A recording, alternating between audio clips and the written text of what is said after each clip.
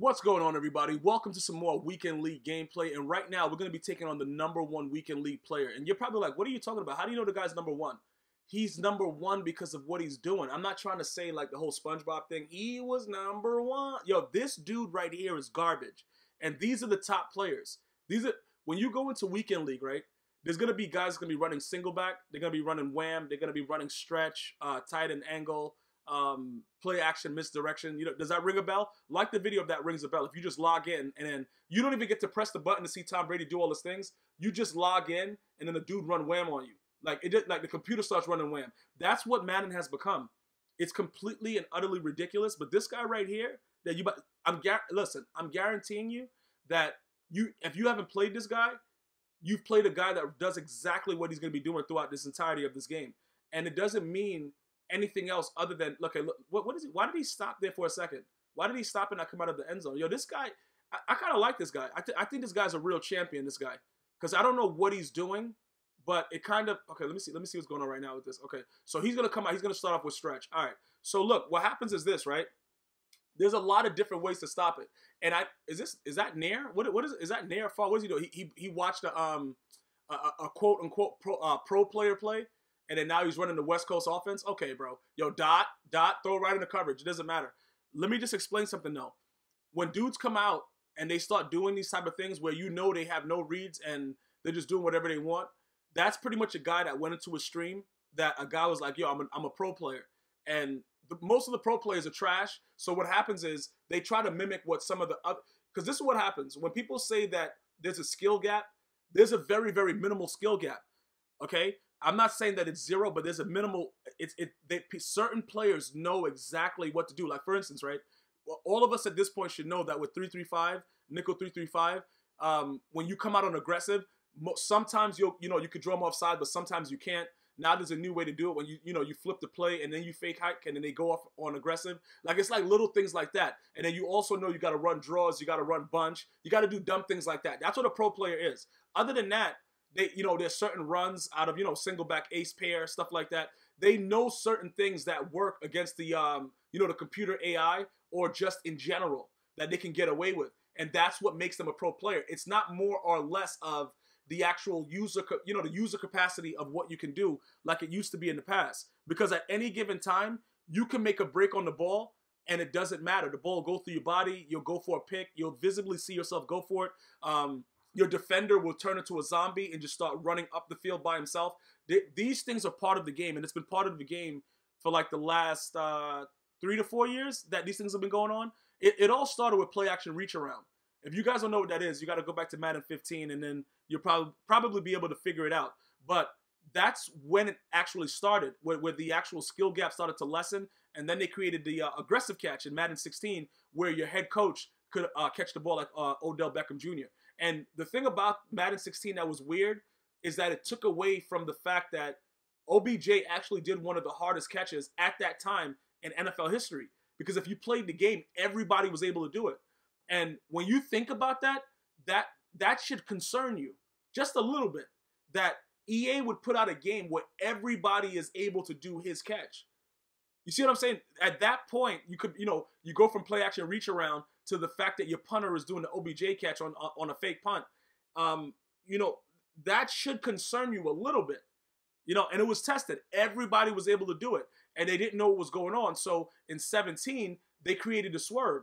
And then the swerve was just like, look, your defender's going to stand and run away from the play. You know what I'm saying? You're going to go in and out, and then the guy's just going to run away from you. And it was a pretty good year for the people that knew how to do it. But it was very easy to do because I lost to a lot of bums that were able to do it until I figured out how to defend it one-on-one. But yeah, it wasn't something that should make us be surprised about what's going on right now is what I'm saying. Like, this guy right here is a total, unadulterated, unfiltered bum. But he's going to win a lot of weekend league games. He's going to probably be top tier. And you're looking at this like, what are you talking about? This guy's garbage. Like, you're probably saying that. The guy that I played is probably going to watch the video like a lot of the guys do because they'll let it, they'll see their name on the top and then one of their friends will affirm and then they'll come to my video like, oh, snap, bro, I played you. And I'm like, you're a bum, though. You know what I'm saying? But it doesn't matter. It doesn't matter that you're a bum because this guy's going to stand there and just keep getting sacked. He's going to keep getting sacked by the same guy.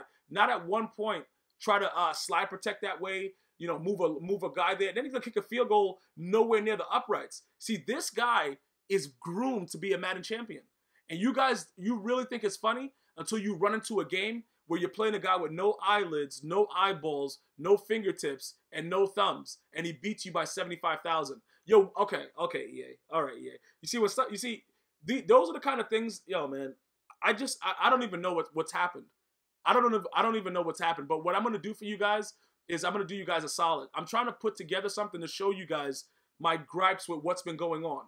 Okay, pretty much my gripes with what's been happening is it's a situation where you have to understand that EA is out to try to see what they can do to our brain capacity overall. You know, just like the CTE investigations, like most of our brains for the guys that play Madden are gonna be like in Yale, Harvard. They're gonna be studying us because they're gonna want to know how is our threshold for pain so crazy. We're like Jack Bauer in 24. Like we're able to deal with things that the average person couldn't deal with.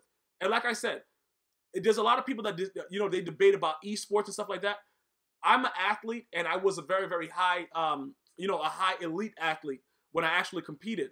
All right, but I'm still currently involved in certain things that have to do with a lot of different sports. So I understand why athletes would, you know, certain athletes like, yo, this esport, why are you putting sport on it? The mental capacity that you need to have to play Madden is something that should be considered something. Either you're a psycho or whatever, because to be honest with you, I think that this game is developed in Guantanamo Bay. And that's just something that I think personally, because I don't think that a logical human being can go into an office in modern society and put together what we have to deal with on a regular basis. That's just my opinion. It could be possible that they are, you know, possibly, you know, making it in Orlando where they say, but I don't know. If they are making it in Orlando, they have a secret compartment and an elevator that goes down 9,000 feet to the Devil's House. And then that's where they actually bring all their equipment and continue to make the game. Because the other day, I was playing a guy in Weekend League. It was streamed on Twitch. And for all you guys that want to see all the games that I play, I very, very rarely play games while I'm not streaming, just so that you guys can have some entertainment and laugh, you know, uncontrollably about what's going on to me. So maybe once or twice I'll go and test out a card to give you guys a video to let you guys see what that card's about. But usually I'm streaming. And if you guys want to see my past broadcasts, it's available at GmiasWorld on Twitch. If you ever wanted to see it in its entirety. For a lot of you guys that don't understand like how the streaming process works, whether you're from another country or you're in the US and you're older and you don't really understand how to catch these streams, Twitch has past broadcasts the same way when I stream on YouTube, there's a past broadcast. All you would have to do is click on my Twitch name and then you'll look at my recent videos and everything is there, unedited with everything that happened. So that's why sometimes when you see these videos, some of you guys have seen it already and then some of you guys haven't, but it's just edited. Okay, just so I could clarify that, because I did get a question about that, about when I don't stream on YouTube, where do I stream? So I only stream on Twitch and YouTube currently, okay? Nothing on Facebook right now. But so getting back to what I was saying, when you think, okay, the guy that beat me, right, he came out and he was running Power O out of iPro. And, you know, we've seen that all year. I got the D, whatever like that. The dude kept running it right at me. And he didn't have a power back, because I hope you guys know that after the most recent, okay, that's a pick, running back for 6 real hook with me, and then pick my mom's up in the back. After the patch, it's the power backs that are more geared to be more successful now. They switched it up. So all the juke moves and stuff like that, pretty much with the power backs, you're going to get more trucks. Dudes are going to be, you know, say getting smashed in the face. You're going to get more extra yards. And then you're going to have the phantom truck, where you'll truck and there'll be nobody around you, but the AI will move the other player out of the way so that you can keep on running for 6. It's a beautiful thing that EA has created. I'm very, very proud of EA Sports and the things that they've been able to put together, because it's completely and utterly ridiculous. But just looking forward, going forward about what's going on, I will give you guys some more insight into what really grinds my gears, like I do every year, and then we'll see what happens with it. But I'm pretty sure that a lot of you guys go through, you know, similar things that are going on, bro. Like right now, I'm calm because I actually haven't turned the game on for a while since my last stream. So my brain is functioning properly and I'm able to like think, you know, logically. But again, this dude right here, it's typical for you to run into a guy like this. And if you play him again, even though I beat him this badly, If I run into him again, this guy will blow me out by 70 points. That's just the way it is, bro. And you guys know what I'm talking about because all of you guys have been through it. You'll beat somebody like wildly, and then you run into him again, and that's it. He'll blow you up by 97,000 points. I'm going to go ahead and leave you guys with this. I'm going to need a video view goal of about 75,000 for this video. Do your part, share it, like it, subscribe. And I hope you're enjoying Weekend League to the best of your ability, man. I'm going to see you guys and girls next time. One love.